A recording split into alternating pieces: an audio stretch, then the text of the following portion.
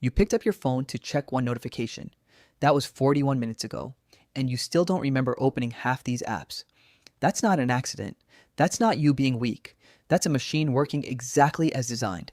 Somewhere right now, there's a team of behavioral scientists, ex-casino designers, and neuroscientists whose entire job is to make sure you never put your phone down.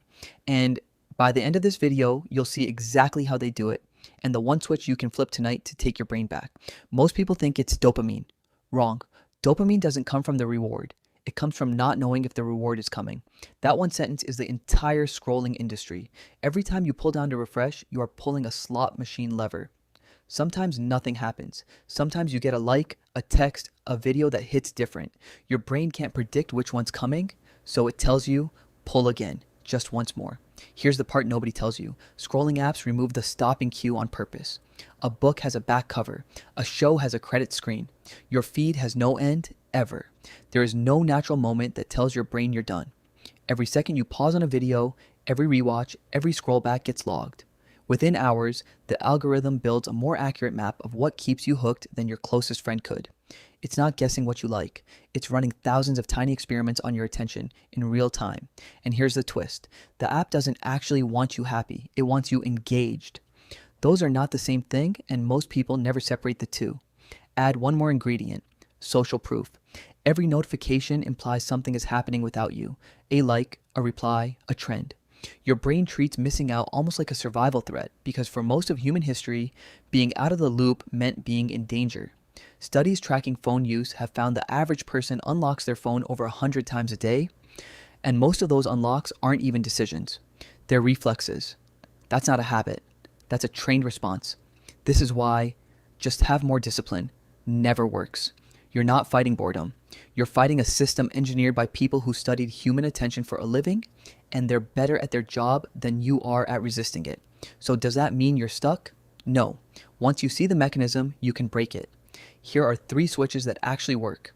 Not delete the app advice, real ones. First, kill the variable reward.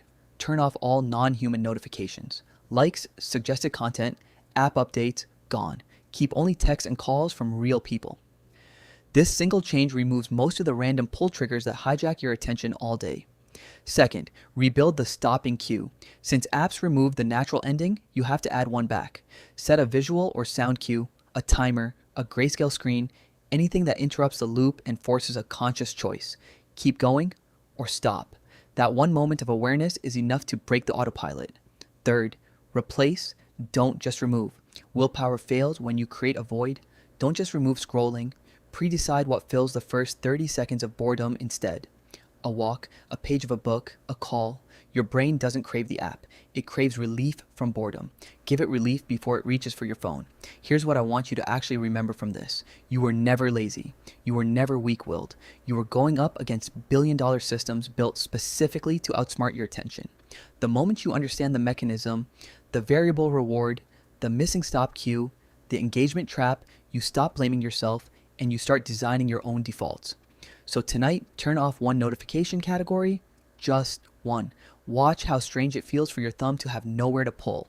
That's not withdrawal. That's your attention coming back online. If this opened your eyes even a little, hit subscribe because next time I'm breaking down the exact algorithm tricks platforms use to keep you watching one video longer than you meant to. See you in the next one.